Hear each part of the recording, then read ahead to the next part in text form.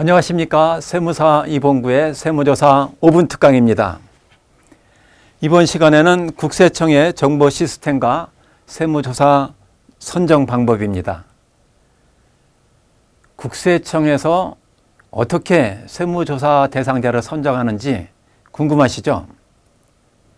국세청에 밑보인 사람들 손봐주기 위해서 그냥 임의로 조사 대상자를 선정할까요? 어림없는 방식이죠. 국세청에서는 정보관리 시스템을, 다양한 정보력을 가지고 정보관리 시스템을 만들었습니다. 첫 번째가 팀스라고 국세정보관리 시스템인데요. 제가 국세청에서 19년 정도 공직 생활을 할 당시에 이 TIS라는 단어를 아주 입에 달고 살았습니다. TIS가 무슨 말이냐면 이 개인이나 기업의 모든 경제활동 자료를 보관하고 있는 그 시스템을 TIS라고 하는데요. 지금도 여전히 TIS라는 이 단어를 많이 사용합니다. 엄청난 정보력을 가지고 있는 것이죠. 이 TIS가 발전된 것이 팀스 국세정보관리 시스템인데요. 여러분들이 가지고 있는 명함 한 장이면 명함 한 장을 가지고 사업장 상호 조회를 하고, 사업장 조회를 하고, 재산 조회를 하고, 해외 출입국 관리 조회를 하고 하면은 모든 정보를 순식간에 파악할 수가 있습니다. 엄청난 정보력이죠. 이런 자동화 방식으로 탈세 혐의자와 세무조사 대상자를 선정하고 있습니다. 두 번째, PCI 시스템인데요. 여러분들도 이제 많이 들어보셨을 겁니다. PCI 시스템. PCI 시스템이 뭐냐면 소득과 지출을 전산으로 분석하는 방법 시스템입니다. 예를 들어서 1억 원을 벌었다고 국세청에 신고를 했는데 10억 원을 소비를 한 거예요. 그러면 1억 벌은 사람이 어떻게 10억을 소비를 할 수가 있느냐? 탈세 소득이 있는 거 아니냐? 이렇게 의심을 받아서 세무조사 대상자로 선정이 되는 것이죠.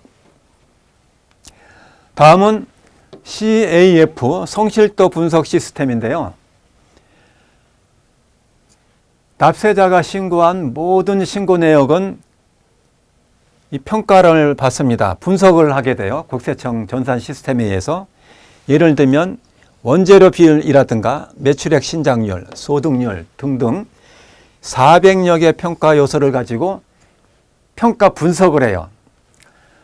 제가 치과 원장님으로부터 세무조사 위임을 받아서 제가 세무조사를 대행한 적이 있었는데요. 이분이 치과 원장님이 어떻게 해서 세무조사 대상자로 선정됐는지 알아보니까 바로 이 원재료 비율. 그 원장님은 금을 많이 매입하셨더라고요. 원재료 비율이 상당히 높았습니다. 치과에서 무슨 금을 매입한단 말이야? 이렇게 의아하게 생각하시는 분이 계시는데요. 치과에서는 임플란트나 금리를 씌운다거나 할 때 금을 사용하기 때문에 금 매입이 있을 수밖에 없죠. 그런데 그 원장님은 이 금 매입량이 너무 많았어요. 그래서 원재료 비율이 이상한 비율이 나와서 그 비율 때문에 세무조사 대상자로 선정된 사례가 있었습니다.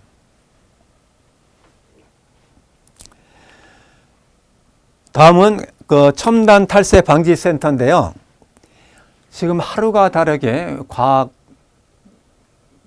기술이 발전하다 보니까 정말 그 광속도로 변하는 시대에 이 국세청에서도 첨단 탈세 방지 시스템을 활용하고 있습니다. 예를 들어서 1990년도에 작성한 100억짜리 계약서를 납세자가 세무조사 과정에서 원시 계약서라고 제출을 했습니다. 그런데 국세청이 여러 가지 분석을 해보니까 가짜 계약서 같아요. 이거 100억 계약서가 가짜 아닙니까? 라고 국세청 조사관이 추궁을 하니까 납세자는 사실 원시 계약서다라고 계속 주장을 하는 거예요. 그래서 국세청에서는 이 첨단 탈세 방지 센터, 이 첨단 기기를 가지고 조사를 한 거죠. 조사 결과 그 종이의 재질 또 물감의 농도 같은 이런 첨단 조사 이 장비를 가지고 조사를 해보니까 그 원시 계약서가 가짜라는 것이 밝혀졌어요. 이런 식으로 FAC 첨단 탈세 방지센터 기기가 세무조사 대상 선정이나 세무조사 과정에 투입되고 있다는 사실을 아셔야 하겠습니다. 다음은 연말정산 간소화 시스템입니다. 근로자들에 대한 연말정산 자료 제출을 하지 않습니까?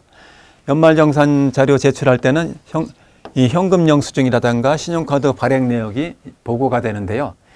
국세청에서는 이 현금 영수증과 신용카드 발행 내역 이 모든 정보 자료를 가지고 있습니다. 그리고 이 자료가 활용이 되는데요. 예를 들어서 A라는 기업의 대표가 제조업을 하고 있는데 이 신용카드를 가지고 3억 원의 스포츠카를 구입을 했어요. 제조업하고 그 업종과 전혀 상관이 없는 스포츠카를 구입한 사실이 이런 그 현금 영수증이나 신용카드 발행 내역을 크로스 체크하는 과정에서 밝혀지기도 하는 것이죠. 다음은 금융정보분석원 FIU 많이 들어보셨을 겁니다. 여러분이 금융기관에서 은행에서 5만 원권으로 1,000만 원 이상을 인출하게 되면 보고가 됩니다. 어디로 보고가 되냐고요? 금융정보분석원으로 은행 직원이 보고를 하도록 되어 있습니다. 1,000만 원 이상 현금으로 인출하게 되면요. 현금 입금에도 마찬가지고요. 뿐만 아니라 1,000만 원이 아니라 900만 원씩 계속 인출을 했다. 괜찮을까요?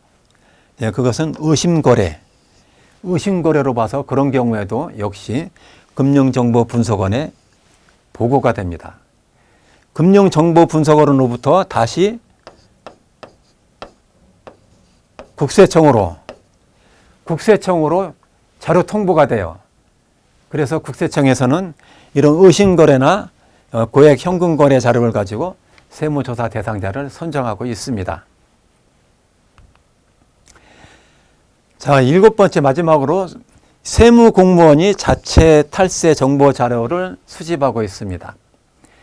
제가 국세청에서 세무조사관으로 근무할 당시에 이 자체 탈세 정보 때문에 적지 않은 스트레스를 받았습니다.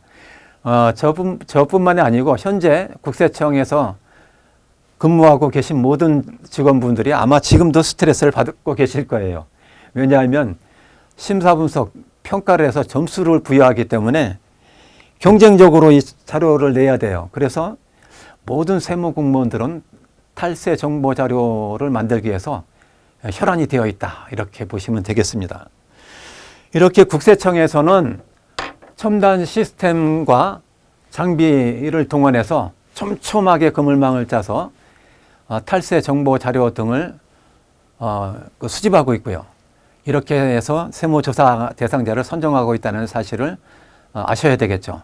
그래서 정말 철저하게 합리적이고 합법적인 방법으로 이 회계 처리를 하셔서 국세청으로부터 세무조사 대상자로 선정돼서 불이익을 받는 일이 없으셔야 하겠습니다. 지금까지 세무사 2본부의 세무조사 5분 특강이었습니다.